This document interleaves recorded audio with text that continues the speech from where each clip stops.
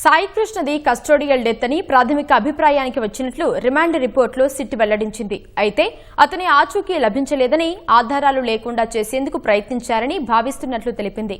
ఈ కేసులో సస్పెండ్ అయిన సీఐ నాగరాజుతో పాటు ఇంకెవరి ప్రమేయమైనా ఉందా అనే విషయం నిగ్గు తేల్చేందుకు లోతైన దర్యాప్తు అవసరముంది.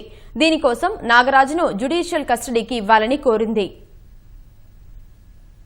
విజయవాడ కృష్ణలంకకు చెందిన సాయికృష్ణ అదృశ్యం కేసులో ఆరోపణలు ఎదుర్కొంటున్న సస్పెండ్ అయిన సీఐ నాగరాజు విచారణ పూర్తి చేసిన సిట్ అతన్ని కోర్టులో హాజరుపరిచింది. ఈ సందర్భంగా 19 పేజీల రిమాండ్ రిపోర్టును సిట్ న్యాయస్థానం ముందు ఉంచింది. సాయికృష్ణది కస్టోడియల్ డెత్ గా సిట్ ప్రాథమిక అభిప్రాయాన్ని వ్యక్తం చేసింది. మృతదేహం ఆధారాలు లేకుండా చేశారని తెలిపింది. సాక్ష్యాలను నాశనం చేయడానికి అప్పటి సీఐ నాగరాజే కారణమని వివరించింది. మే 1 నుంచి జూన్ 1 వరకు సీసీటీవీ ఫుటేజీ డేటా డీవీఆర్లో లేకుండా చేశారంది. డీవీఆర్లను పరీక్ష కోసం ఫోరెన్సిక్ బృందానికి పంపించామని వివరించింది. సాయికృష్ణ మరణించాడని తెలిసినా ఆ సమాచారాన్ని కృష్ణలంక పోలీసులు మెజిస్ట్రేట్ కు చేరవేయలేదని సిట్ పేర్కొంది. హైకోర్టులో హెబియస్ కార్పస్ పిటిషన్ వేసినా అక్కడ వాస్తవాలు వెల్లడించలేదని అభిప్రాయం వ్యక్తం చేసింది. హైకోర్టును తప్పుదోవ పట్టించారని చెప్పింది. జూన్ 2 కంటే ముందే సాయికృష్ణ మరణించాడని తాము విశ్వసిస్తున్నామని సిట్ రిమాండ్ రిపోర్టులో ప్రస్తావించింది. కస్టడీలో ఉండగా గాయాల పాలై మరణించాడని అన్ని ఆధారాలు స్పష్టంగా చెబుతున్నాయని వివరించింది.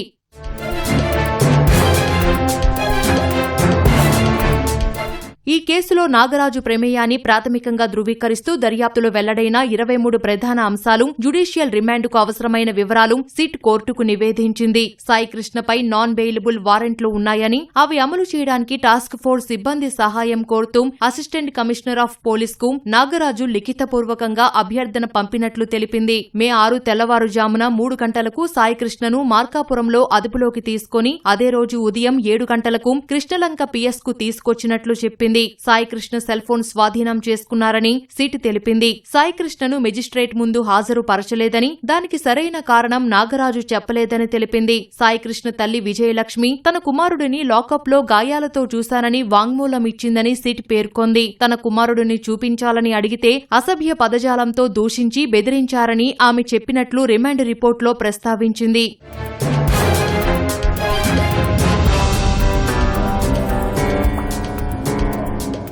మే 1 వారంలో సాయికృష్ణను అరెస్టు చేసిన విషయాన్ని నాగరాజు ఉద్దేశపూర్వకంగానే కోర్టుకు చెప్పలేదని సిట్ రిమాండ్ రిపోర్టులో పేర్కొంది. పోలీస్ కస్టడీలో ఉన్న వ్యక్తికి గాయాలు కావడం, ఆ తర్వాత అతను కనిపించకుండా పోవడం నాగరాజు బాధ్యతారాహిత్యాన్ని సూచిస్తోందని తెలిపింది. కస్టడీలో ఉన్నప్పుడు జరిగిన దాడి వల్ల సాయికృష్ణ చనిపోయి ఉండొచ్చని, సాక్ష్యాలు రూపుమాపడానికి అతన్ని రహస్యంగా పూడ్చడం లేదా తగలబెట్టడం చేసి ఉండొచ్చని ప్రాథమికంగా భావిస్తున్నట్లు తెలిపింది. మృతదేహాన్ని ఎక్కడ పారవేశారు, ఏ విధంగా దహనం చేశారు, ఈ కుట్రలో ఇంకా ఎవరెవరు ఉన్నారు అనే విషయాలు నాగరాజు చెప్పట్లేదని సిట్ కోర్టుకు చెప్పింది. అతని ఆచూకీ వెలికి తీయడానికి, ఈ నేరంలో పాల్గొన్న ఇతర వ్యక్తులను గుర్తించడానికి, మరిన్ని సాక్ష్యాలు సేకరించడానికి నాగరాజును కస్టడీలోకి తీసుకుని విచారించాలని పేర్కొంది.